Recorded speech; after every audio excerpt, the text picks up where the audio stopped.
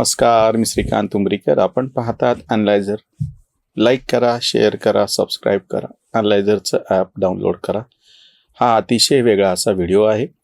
बहुतांश माझ्या व्हिडिओमध्ये शेवटी उसंतवाणी दिलेली असते आणि आज ह्या उसंतवाणीला 1900 दिवस पूर्ण झाले. गेली 5-5.5 वर्ष सातत्यानं मी रोज एक या पद्धतीनं उसंतवाणी लिहितो आहे. आणि पहिल्यांदा जेव्हा 500 पूर्ण झाले तेव्हा माऊलींचा जो पैसाचा खांब आहे नेमाशाला, त्या ठिकाणी ती 500वी उसंतवाणी अर्पण केली होती. 900वी उसंतवाणी परभणी जिल्ह्यामध्ये, परभणीजवळ माळ्याची उमरी म्हणून जे माझं मूळ गाव आहे, तिथले जे आमचं ग्रामदैवत इंद्रायणी देवी आहे, त्या देवीला अर्पण केलेली होती. 1000वी उसंतवाणी आद्य कवी मुकुंदराज यांच्या समाधीला अंबाजोगाई इथे अर्पण केली होती. त्याच्यानंतर दर 100 उसंतवाणी संत तुकाराम महाराज देऊला अर्पण केली. त्याच्यानंतर नामदेव महाराजांचं जे गाव आहे नरसी नामदेव, त्या ठिकाणी जनाबाईंचं गाव आहे गंगाखेड, त्या ठिकाणी. त्याच्यानंतर चांद बोधले हे जे संत एकनाथ महाराजांचे गुरु जनार्दन स्वामी त्यांचे गुरु होते, त्यांची समाधी आहे देवगिरी किल्ल्याच्या समोर, त्या ठिकाणी. एकनाथ महाराजांचं गाव पैठण, त्या ठिकाणी त्यांची समाधी आहे, त्या ठिकाणी अर्पण केली. असं दर 100 झाल्याच्या नंतर रामदास स्वामींच्या मूळ गाव, जन्मगाव जे आहे जाम समर्थ, जालना जिल्ह्यामध्ये, त्या ठिकाणी अर्पण केली. असं दर 100 दिवसांनी. आणि मागच्या वेळेस शेख मोहम्मद श्रीगोंद्याला त्यांच्या समाधीला अर्पण केली उसंतवाणी. आणि त्याच पद्धतीनं मागच्या वेळेसची जी म्हणजे 1800वी जी उसंतवाणी होती, शहामुनी म्हणून महानुभाव संप्रदायातले जे संत होते, शहागडला जालना जिल्ह्यातच गोदावरी नदीच्या काठावरती त्यांची समाधी आहे, तिथं अर्पण केली. आणि आता ही हा व्हिडिओ तुमच्यासमोर येतोय त्याच वेळेस मी प्रत्यक्ष मुक्ताईनगरला संत मुक्ताबाईंच्या समाधीपाशी ती उसंतवाणी अर्पण करतो आहे.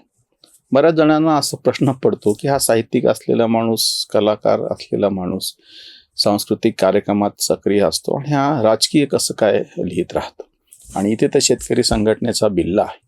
सगळ्यात पहिली गोष्ट म्हणजे मी एक माझी भूमिका उसंतवाणीच्या निमित्ताने स्पष्ट करतो. विषय राजकीय असो, विषय सांस्कृतिक असो, विशुद्ध असा कलात्मक असो, किंवा पर्यावरण असो, किंवा प्राचीन वास्तूंचं जतनाची चळवळ असो, या सगळ्यावरती मी लिहिलेलं आहे. पण त्या सगळ्या मागे एकच भूमिका आहे की शहाणे करून सोडावे सकल जन, हे जे संतांनी मांडलेलं आहे. प्रबोधनाची जी अतिशय उच्च अशी परंपरा संतांनी चालू ठेवलेली आहे, त्यांच्या पायाची धूळ व्हायची पण माझी लायकी नाही, पण माझी भूमिका मात्र तीच आहे. संतांनी सातत्यानं आपल्या लेखणीचा वापर करून समाजामध्ये प्राप्त जी परिस्थिती आहे त्या सगळ्याच्या वरचा जो उद्गार काढला आणि तो प्रत्यक्ष शब्दबद्ध करून ठेवला. ही वारकरी संप्रदायाची, बाकीच्याही संप्रदायाने लिखाण करून ठेवलेले, तो रामदासी संप्रदाय असो किंवा त्याच्यानंतर महानुभाव संप्रदाय असो, आपल्याकडे लिखित परंपरा असण्याचं खूप मोठं अभिमानास्पद आणि फार मोठं असं ठेवा आपल्याकडे सांस्कृतिक आपल्याकडे राहिलेला आहे. तर त्या परंपरेचा पायीक होण्याची पात्रता माझ्या अंगी यावी म्हणून अशी जी आपण प्रतिज्ञा घेतो, त्या दृष्टीनं हा माझा अतिशय छोटासा प्रयत्न आहे. गेली 1900 आता 2000 जेव्हा पूर्ण होतील तेव्हा पंढरीच्या विठ्ठलाला ते अर्पण करायचं आहे. तर ही जी भूमिका आहे, ह्याच्या मागची जी संतांनी चालू ठेवलेली ही जी परंपरा आहे, त्याचा पायीक होण्याची छोटीशी पात्रता आहे. दुसरी गोष्ट अशी आहे की काही जणांना असं वाटतं की बाकीचं लिहावं पण राजकीय कशाला. खरं तर ना, आपल्याकडे एक ढोंग आहे की आपण सामाजिक जीवन आणि राजकीय जीवन हे वेगवेगळं समजतो. प्रत्यक्षात हे असं नाही. तुम्हाला अराजकीय राहता येतं, म्हणजे प्रत्यक्ष राजकीय पक्षात सामील व्हायची गरज नाही, कोणाचं सभासदत्व घ्यायची गरज नाही, कोणाचं ढिंडोरे पिटायची गरज नाही. मी स्वतःला अराजकीय समजतो, पण न राजकीय राहून चालत नाही. तुम्हाला भूमिका ह्या घ्याव्याच लागतात.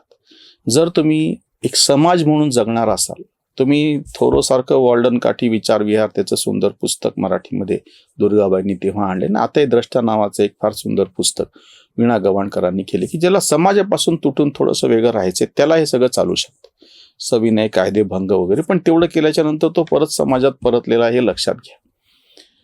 त्यामुळे ही एक छोटीशी फेज असू शकते की मी माझं कुठंतरी दूर डोंगरात जंगलात कुठंतरी जाऊन राहतोय, समाजापासून तुटून राहतोय, मला बाकी समाजापाशी काही देणं घेणं नाही, तेव्हा तुम्हाला पूर्णपणे अराजकीय असू शकतं. पण जर तुम्ही समाजात राहत आहात, कुठल्या ना कुठल्या तरी पद्धतीनं सगळं राजकारण तुमच्या गळ्यापर्यंत येतच असतं. त्याच्यामुळे तुम्हाला त्याच्या संदर्भामध्ये भूमिकाही घ्यावी लागत असते. तुम्ही कोणाची बाजू घ्या आणि कोणाला विरोध करा ह्याची गरज नाही, पण विचारांची बाजू घेणे आणि तुम्हाला मान्य नसलेल्या विचाराला विरोध करणे विचाराच्या पातळीवरती हे करावंच लागतं. हा बऱ्याच जणांच्या बाबतीत असं गोंधळ होतो की तुम्ही बाकीचं चांगलं लिहिता आणि ते फालतू सारखं राजकीय कशाला. फालतू कसं होईल ते? आज मुक्ताबाई सारख्याच्या चरणी ही उसंतवाणी अर्पण करत असताना माझी फार वेगळी भावना आहे. ताटी उघडा ज्ञानेश्वरा असं जेव्हा मुक्ताबाई म्हणा, त्याच्यातला आध्यात्मिक अर्थ काय ते बाकीच्यांनी सांगावा. त्या क्षेत्रातले जे मोठे लोक आहेत ते मुक्ताबाईंच्या रचनाचं कौतुक करतात, त्याच्यावर वेगळं विश्लेषण करतील. पण मला तो जी त्यांची जी ती रचना आहे मुक्ताबाईंची, आपण आपल्यामध्ये असं बंद करून चालणार नाही. तुम्हाला बाहेर पडावं लागेल. हा त्याच्यातला जो एक वेगळा अर्थ. तुम्हाला अडचणी असू शकतात, तुम्हाला संकट असू शकतात, दुःख असू शकतात व्यक्तिगत पातळीवरती. माऊलींना जे काही त्रास झाला त्याच्यामुळे माऊलींनी आत्मचिंतनासाठी ती ताटी बंद करून घेतली हे समजू शकतो आपण. आणि केवळ त्यांच्यासाठी पुरतं मुक्ताबाई म्हणतात ताटी उघडा असं मला वाटत नाही. मुक्ताबाई जे प्रत्येकाला सांगतात की ताटी उघडून बाहेर या, जरा बाकीच्या सगळ्या जगामध्ये बघा, तुम्ही माझ्या पुरतं राहील. मी एका कवितेत खूप आधी अशी ओळ लिहिली होती की बंद करून घ्याव्यात दारं खिडक्या तर भिंतीच कोसळत चालल्या आहेत. इतकं सोपं नाहीये सामाजिक परिस्थिती. तुम्हाला मी माझ्या पुरतं वेगळं राहील ह्याच्यामुळेच तर समस्या निर्माण होतात. तुम्हाला सक्रिय व्हावं लागेल, तुम्हाला भूमिका घ्याव्या लागतील. परत मी फरक सांगतो, राजकीय पक्षाची बाजू घ्या असं माझं बिलकुल म्हणणं नाही, पण विचारांची बाजू घ्यावी लागेल. तुम्हाला स्पष्टपणे यापूर्वी पण माझ्या वेगवेगळ्या व्हिडिओत ते आलेला असल्यामुळे मी त्याच्यामध्ये फारसं जात नाही. दुसरा जो मुद्दा आहे की कुठल्याही कलाकाराला त्याच्या हातातली कला हा त्याचा आविष्कार असतो. शिल्पकार त्याच्या शिल्पातून सांगेल. आजही विशेषतः मी ज्या मराठवाड्यात राहतो तिथं इतकी अप्रतिम आणि इतकी काही शिकवणारी शिल्प आहेत किंवा ते स्थापत्य इतकं अप्रतिम पद्धतीचं आहे. त्याच्यानंतर जे कोणी प्रत्यक्ष लेखक असतील त्यांना शब्दातून लिहावं लागेल, सांगावं लागेल. मी तर आपल्याकडची एवढी मोठी प्रचंड अशी सुंदर मराठीतली परंपरा सांगतो आहे की आधी ज्याला अभिजात मराठीचा दर्जा मिळाला, ज्या ग्रंथाचा उपयोग झाला ते हाल सातवाहनाचे जे कहा सत्तसई होतं ते तर स्पष्ट मोठं उदाहरणच आहे.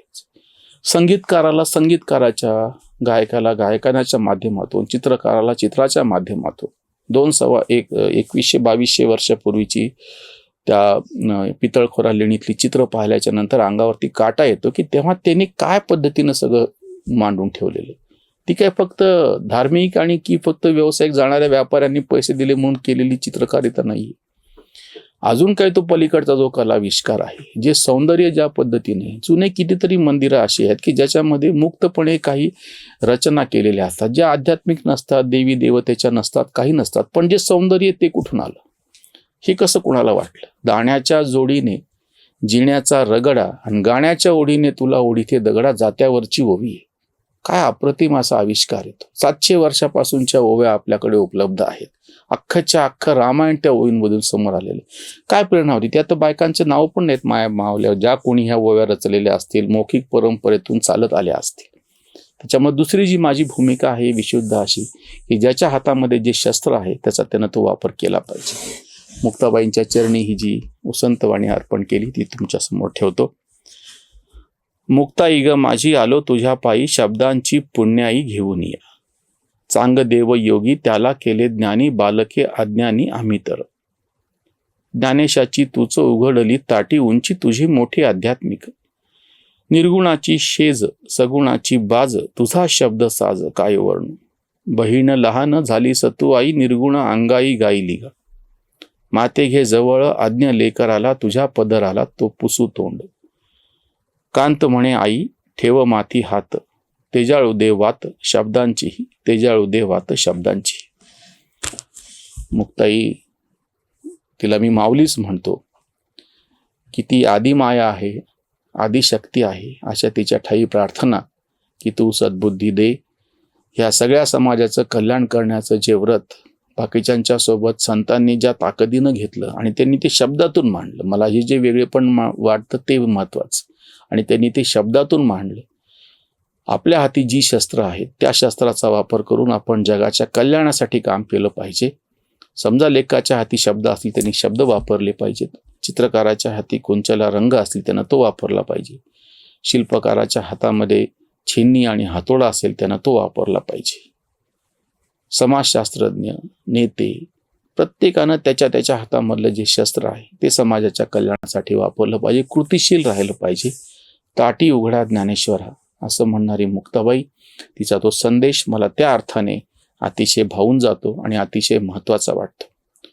शेवटी तुम्हा सगळ्यांना मनपूर्वक धन्यवाद. गेले 1900 दिवस तुम्ही ह्या उसंतवाणीला प्रचंड मोठा प्रतिसाद दिला. हजारो लाखो लोकांनी वारंवार ते आवडल्याचं कळवलं, त्याच्यावरती कॉमेंट लिहिल्या, आपल्या आपल्या वॉलवरती ते शेअर केलं, त्याचं कौतुक केलं.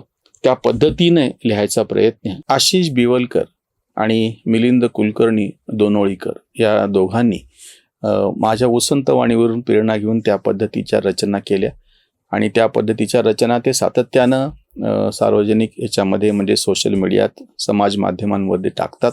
त्यांना मनपूर्वक धन्यवाद.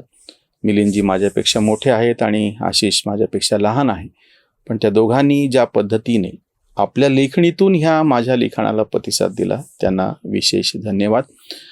समाज माध्यमातून फार मोठ्या प्रमाणात आपण सगळ्यांनी ह्याला प्रतिसाद दिला. तुम्हा सगळ्यांना मनपूर्वक धन्यवाद. धर्मजागृतीचा विधायक